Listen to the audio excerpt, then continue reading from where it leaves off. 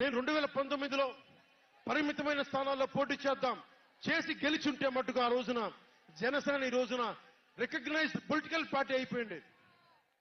నా వ్యూహాన్ని ఎవరు తప్పుపట్టకండి. ప్రజల్ని క్షేమాన్ని ఆకాంక్షించే వ్యూహం నాది.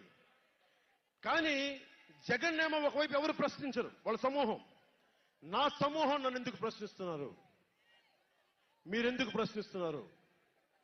జగన్ మర్డర్లు చేసినా, వారి అనుయాయులు మానభంగాలు చేసినా, దోపిడీలు చేసినా, దారుణాలు చేసినా అందరూ జగన్ వెనకేసుకొస్తారు.